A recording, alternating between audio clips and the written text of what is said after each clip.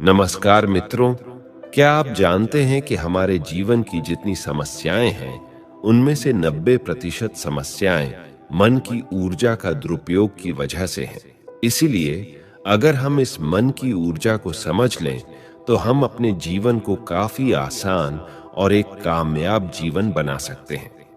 आज की यह प्रस्तुति को पूरा देखने के बाद आप खुद यह महसूस करेंगे कि हाँ, इस तरह समझकर अपने जीवन को आसान किया जा सकता है। मित्रों, मनुष्य का जीवन बेहतरीन बनाने में मन का बहुत महत्वपूर्ण योगदान है। इसलिए सबसे पहले तो यह जानिए कि वास्तव में मन क्या चीज है और इसमें कौन कौन सी शक्तियां छुपी है।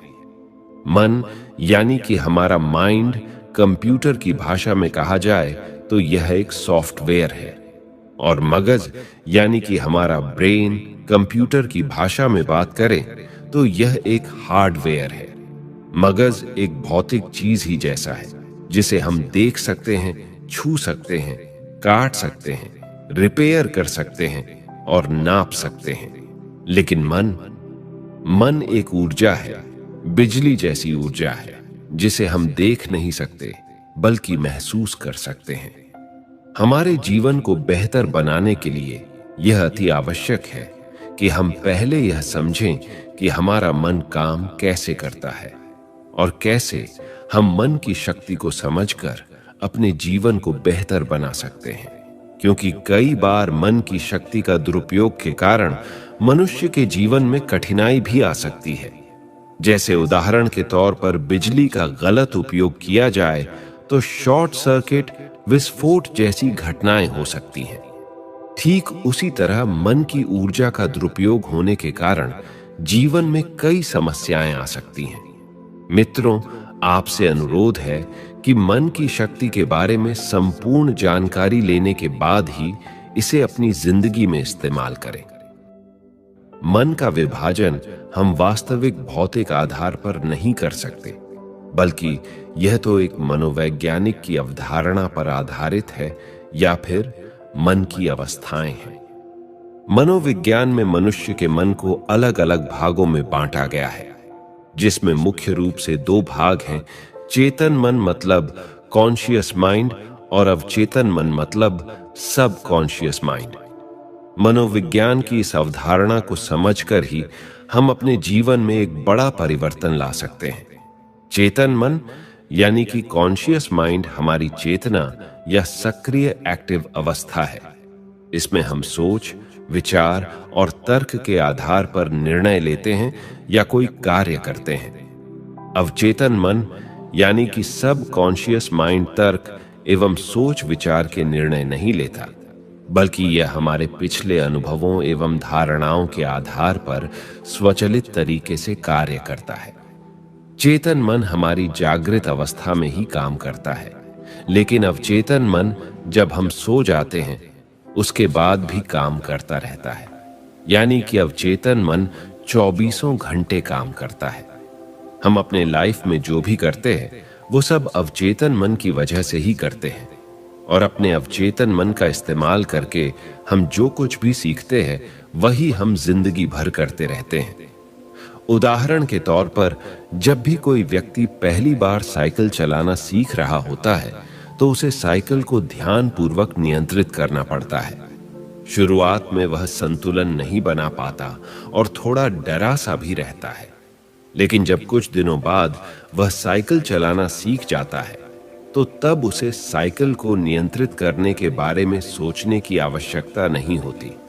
तब उसका साइकिल अपने आप ही नियंत्रित हो जाता है और कोई कार्य करते हुए भी साइकिल चला लेता है। शुरुआत में जब व्यक्ति पहली बार साइकिल चलाना सीख रहा होता है तो वह अपने चेतन मन का इस्तेमाल करता है, यानी कि कॉन्शियस माइंड का इस्तेमाल करता है। लेकिन जब बार बार साइकिल चलाने की प्रैक्टिस करता है तब वह अनुभव उसके अवचेतन मन में स्टोर होने लगते हैं और धीरे धीरे अवचेतन मन चेतन मन की जगह ले लेता है।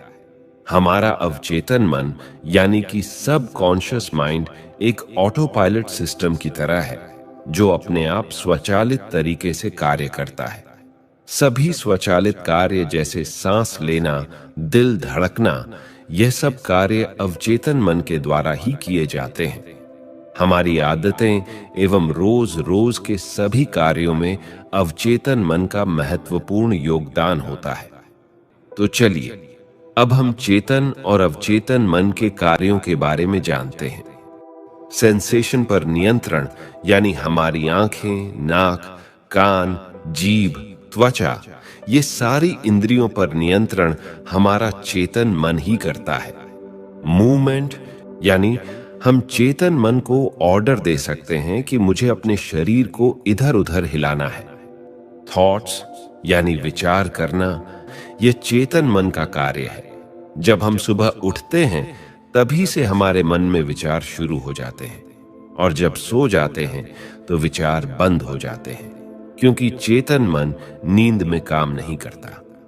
लॉजिक यानी तर्क करना, जैसे कोई भी कार्य के बारे में सवाल करना कि यह क्या है, यह कैसे हो सकता है, यह सब तर्क वितर्क चेतन मन ही करता है। एनालिसिस यानी किसी भी चीज का विश्लेषण चेतन मन के द्वारा ही किया जाता है। इंटरप्रिटेशन मतलब व्याख्या, किसी भी चीज की व्याख्या चेतन मन ही करता है। अपॉर्चुनिटी यानी अपने जीवन में उचित अवसर का प्राप्त होना चेतन मन के द्वारा ही संभव होता है। जजिंग यानी सही और गलत की परख करना, जैसे क्या सही है और क्या गलत है, यह सब चेतन मन के द्वारा ही होता है। डिसीजन यानी सच और झूठ जानने के बाद सही निर्णय लेना, यह भी चेतन मन के द्वारा ही किया जाता है। किसी भी चीज का चयन करना, जैसे कि क्या करना है, क्या देखना है, क्या खाना है, क्या खरीदना है, यह सब चेतन मन ही तय करता है। डिजायर मतलब किसी भी चीज के काम के प्रति इच्छाएं जागना, चेतन मन के द्वारा ही होता है। एक आखिरी और सबसे महत्वपूर्ण कार्य अवचेतन मन के द्वार पर जो पहरेदारी करता है, वह चेतन मन ही करता है। कोई भी गलत विचार या बात हमारे अवचेतन मन यानी कि सब कॉन्शियस माइंड में ना आ जाए, इसलिए चेतन मन उसकी चौकीदारी करता रहता है और अनेकों खराब और नकारात्मक विचारों को अवचेतन मन में न जाने से रोकता है। मित्रों, अब हम बात करेंगे अवचेतन मन के कार्यों के बारे में। हलन चलन और संवेदनाएं, ये दोनों कार्य हमारा चेतन और अवचेतन मन करता है। यानी जब हम जागृत अवस्था में होते हैं तब हमारे शरीर का चाल चलन और संवेदना पर पूरा कंट्रोल हमारे चेतन मन के पास होता है, लेकिन जब हम सो जाते हैं तब यह काम हमारा अवचेतन मन करता है। रिफ्लेक्स यानी अवचेतन मन की शक्ति हमें आपातकालीन स्थितियों से बचाती है। जैसे अग्नि पर पैर पड़े तो अचानक से हटा लेते हैं, सांप देखकर उल्टे ही भाग खड़े होते हैं, सीढ़ियों से गिरते गिरते संभल जाते हैं। मित्रों, ईश्वर ने हमारे मन मस्तिष्क में एक ट्रांसमीटर और एक रिसीवर फिट कर रखा है, जो इतना शक्तिशाली है कि पूरे ब्रह्मांड में इतनी शक्तिशाली मशीन किसी इंसान ने नहीं बनाई होगी। लेकिन हम इस मशीन को चलाना नहीं जानते, इसलिए इसकी शक्तियों से अनजान हैं। इस पद्धति का उपयोग करके हम दूसरे लोगों की मन की बात तक जान सकते हैं।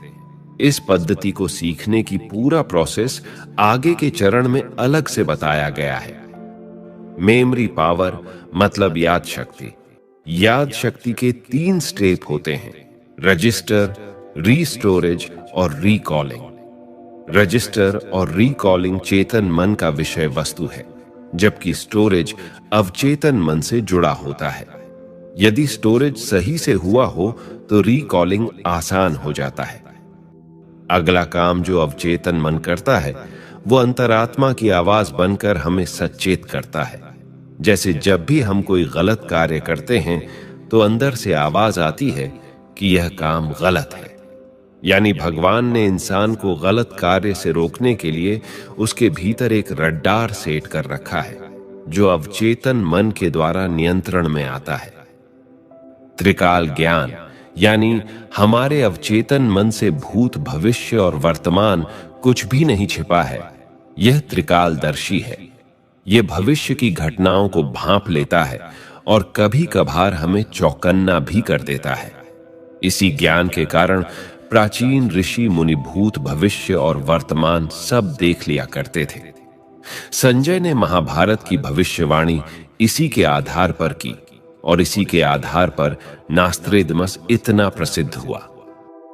ईक्यू यानी कि इमोशनल कोशेंट, भावनात्मक गुणांक। उच्च आईक्यू ही सफलता का मानक नहीं है, बल्कि ईक्यू ही व्यक्ति को सफल बनाता है। उच्च शिक्षित व्यक्ति कभी कभार कम ईक्यू के कारण संस्था को बड़ी हानि पहुंचा सकता है। अभिनेत्री दिव्या भारती, हिटलर, गुरुदत्त सब बहुत उच्च आईक्यू के थे, पर इनमें ईक्यू उच्च नहीं था, इसलिए इन सब ने आत्महत्या की थी। इसलिए अगर ईक्यू बढ़ाना है तो सबसे पहले अपने सकारात्मक भावनाओं को बढ़ाना होगा। विजडम यानी कि बुद्धि, सही समय पर सही निर्णय लेना अवचेतन मन की विशेषता है। इसीलिए जब भी आप किसी असमंजस में पड़ने वाले हों तो निर्णय अपने अवचेतन मन पर छोड़ दें। यह आपको विश्वास के अनुरूप सबसे उत्तम रिजल्ट बताएगा। मेंटल क्लॉक यानी हमारे अवचेतन मन के पास एक ऐसी घड़ी है जो हमें एक सही समय पर उठा देती है। मित्रों, मैं कभी कभी अलार्म सेट नहीं करता, बल्कि अपने मन को कमांड दे देता हूं कि मुझे इतने समय पर उठ जाना है, जिससे मन बिना देरी किए ही मुझे उठा देता है। आपके साथ ऐसा होता है या नहीं, कमेंट्स में जरूर बताएं। मेंटल कैलेंडर यानी अपने जीवन में जो भी पाना है उसकी एक निर्धारित समय सीमा का उल्लेख जरूर कीजिए, तभी अवचेतन मन उस पर सही तरीके से कार्य कर पाएगा। हीलिंग पावर यानी अवचेतन मन का इस्तेमाल करके आप बीमार शरीर को भी ठीक कर सकते हैं। एक बार एक आदमी कैंसर रोग से बहुत पीड़ित था और कैंसर भी इतना भयानक था कि शहर के सबसे मशहूर डॉक्टर ने भी इलाज के लिए मना कर दिया था। उसका एक लड़का था जो अपने पिता की हालत देखकर बहुत दुखी रहता था। उसने अपने पिता को सब तरह से इलाज करवा कर देख लिया, फिर भी कोई इलाज नहीं मिला। तभी उसने किसी योगी से अवचेतन मन के बारे में सुना। उसके मन में एक ख्याल आया कि क्यों ना मैं अपने पिता के अवचेतन मन से ही उनके शरीर को ठीक कराऊं। वह सोचने लगा कि अगर मैंने अपने पिता के अवचेतन मन को जगा दिया तो उनका अवचेतन मन ही शरीर को ठीक कर देगा। उसके बाद उस लड़के ने पेड़ से एक लकड़ी तोड़ी और लकड़ी को ले जाकर अपने पिता को दिया और उनसे कहा कि आज मैं एक बहुत महान बाबा से मिला जो बड़े ज्ञानी हैं। उनके पास हजारों लोग आते हैं और वो बाबा हर समस्याओं का समाधान करते हैं। मैंने भी जब आपकी बीमारी के बारे में उन्हें बताया तो उन्होंने मुझे एक लकड़ी देकर कहा कि ये अपने पिता के गले में लटका देना, और उन्होंने एक मंत्र भी दिया है और कहा है कि रोज इस मंत्र को दिन में 2 बार पढ़ना है। इससे तुम्हारे पिता 1 महीने में ही बिल्कुल ठीक हो जाएंगे। उसके पिता को यकीन हो गया कि अगर ये लकड़ी महान बाबा ने दिया है और मंत्र बताया है तो ये मुझे जरूर फायदा करेगा। इसलिए वो रोज उस लकड़ी को अपने गले में बांधकर सच्चे मन से उस मंत्र का जाप करने लगे। इस तरह पूरा 1 महीना भी नहीं बीता था कि उसके पिता एकदम से स्वस्थ हो गए, जबकि सच ये था कि न तो वह किसी बाबा से मिला था और ना ही ऐसा कोई मंत्र किसी ने उसे बताया था। लेकिन उसके पिता ने फुल फीलिंग्स के साथ उस बात पर यकीन कर लिया और अपने अवचेतन मन को जगाकर अपनी बीमारी को भी खुद ठीक कर लिया। इससे तो यह बात साफ है कि दुनिया की सबसे शक्तिशाली हीलिंग पावर हमारे अवचेतन मन के पास ही है। यह कई बीमारियों को उत्पन्न भी कर सकता है और प्रोसेस को रिवर्स करके ठीक भी कर सकता है। ऐसे और भी बहुत सारे केसेज आपने भी सुने होंगे कि जब डॉक्टर ने रोगी को कह दिया हो कि आप घर जाइए, आपका इलाज नहीं हो सकता, और उसके बाद वह रोगी बिल्कुल ठीक हो गया हो। मित्रों, ये सारे कार्य हमारे अवचेतन मन के स्तर पर ही होते हैं। हम सभी एक चुंबक की तरह हैं जो अपने जीवन में हर उस चीज को खींच सकते हैं जो हमें पसंद हो, किंतु इस मैग्नेट को हमें हमेशा चार्ज करते रहना होगा। इसके लिए शबरी तकनीक अपनाना पड़ेगा। जैसे शबरी हमेशा राम राम करती गई और राम को वहां जाना ही पड़ा।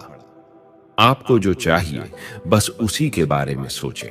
पैसा चाहिए तो पैसे के बारे में सोचें। पावर चाहिए तो पावर के बारे में सोचें। यह हर हाल में आपकी दुनिया में प्रकट होंगे। जब हम अवचेतन मन को प्राप्त कर लेते हैं तो उसका असर हमारे आसपास भी दिखाई पड़ता है। जैसे श्री श्री रविशंकर जब बेंगलोर में अंतरराष्ट्रीय आश्रम में होते हैं, तब उनकी ध्यान साधना के वक्त बादल घिर आते हैं। आप कभी भी आश्रम में जाकर यह देख सकते हैं। वहां के सांप, बिच्छू, हिंसक जानवरों तक में से हिंसा खत्म हो गई है और वहां हमेशा ही हरियाली बनी रहती है। यह श्री श्री रविशंकर महाराज के अवचेतन मन की शक्तियों का एक छोटा सा नमूना है। हमारा अवचेतन मन परम शक्तिशाली है, क्योंकि यह हमारे शरीर के हर भाग को अपने काबू में रखता है। जब भी आपसे कोई पूछता है आप कैसे हो, तो आप कहते हैं कि मैं ठीक हूं। यह कहने का मतलब यह है कि आप अपने अवचेतन मन को कह रहे हैं कि सब ठीक है, कुछ करने की जरूरत नहीं है। अवचेतन मन हमारे ऑटोनॉमिक नर्वस सिस्टम पर पूरा कंट्रोल रखता है, जो हमारे शरीर के पाचन, श्रवण, हार्मोन्स पैदा करने आदि के नियंत्रण के लिए जिम्मेदार होता है। जब भी हम चेतन मन के माध्यम से कोई भी नेगेटिव कमांड अवचेतन मन को देते हैं, तो बीमारी पैदा होने के चांसेस बढ़ जाते हैं। इसलिए अच्छे स्वास्थ्य के लिए आप अपने अवचेतन मन को हमेशा अच्छे सुझाव देते रहें। जैसे मेरा स्वास्थ्य कल जितना अच्छा था, आज उससे भी ज्यादा अच्छा है। हमारे चेतन और अवचेतन मन की विशेषताएं अलग अलग हैं। चेतन मन के पास 10% पावर है और अवचेतन मन के पास 90% पावर है। यानी हमारा मन पानी में रहे बर्फ के पहाड़ की तरह है, जिसका मात्र 10% हिस्सा पानी के बाहर रहता है और 90% हिस्सा पानी के अंदर रहता है, जो हमें दिखाई नहीं देता। ठीक उसी तरह हमारा चेतन मन भी दिखाई देता है, परंतु अवचेतन मन पानी में डूबे पहाड़ की तरह दिखाई नहीं देता, लेकिन वास्तव में वह होता जरूर है। इसलिए चेतन मन जागृत होते हैं तभी काम करता है, लेकिन अवचेतन मन 24 घंटे काम करता रहता है। कोई भी काम करने का आदेश पहले चेतन मन के पास जाता है और उसके बाद वह अवचेतन मन के पास पहुंचता है। इस तरह चेतन मन एक फिल्टर के जैसे काम करता है, जो मिले हुए आदेश में से अच्छे बुरे का फर्क करके ही जरूरी सूचना को अवचेतन मन के पास भेजता है। इस तरह कोई भी लक्ष्य तय करने में चेतन मन का इस्तेमाल होता है और अवचेतन मन उस लक्ष्य को पूरा करता है। अब हम बात करते हैं मन की अवस्थाओं के बारे में। ब्रेन में 4 तरह की तरंगे होती हैं: बीटा, अल्फा, थीटा और डेल्टा। बीटा तरंगों में हमारा ब्रेन पूरी तरह से सक्रिय रहता है, जिसमें हमारी दिमागी तरंगें 20 से 25 प्रति मिनट तक चल रही होती हैं, जो कि यह पूर्ण जागरूक अवस्था है। अल्फा तरंगों में हमारा चेतन मन थोड़ा शांत हो जाता है, जो कि इस समय हमारी दिमागी तरंगें 8 से 15 के बीच प्रति मिनट चल रही होती है, तथा इसे हम आधी जागी और आधी सोई अवस्था भी कहते हैं। थीटा तरंगों में हमारा चेतन मन पूरी तरह से शांत होकर निद्रा में चला जाता है और इसमें हमारी दिमागी तरंगें 5 से 8 के बीच प्रति मिनट चल रही होती है, जो कि इसे हम पूर्ण निद्रा की अवस्था भी कहते हैं। तथा इस अवस्था में हम खूब सपने देखते हैं और इस अवस्था में हम अपने गहरे अवचेतन मन के नजदीक भी होते हैं। डेल्टा अवस्था तरंगों में हम गहरी निद्रा या गहरी समाधि जैसी अवस्था में पहुंच जाते हैं, जहां हमारे दिमाग की तरंगें पूरी तरह से शांत होकर 3 से 5 के बीच प्रति मिनट चल रही होती हैं। इस अवस्था में हम पूर्ण रूप से बेहोश हो जाते हैं।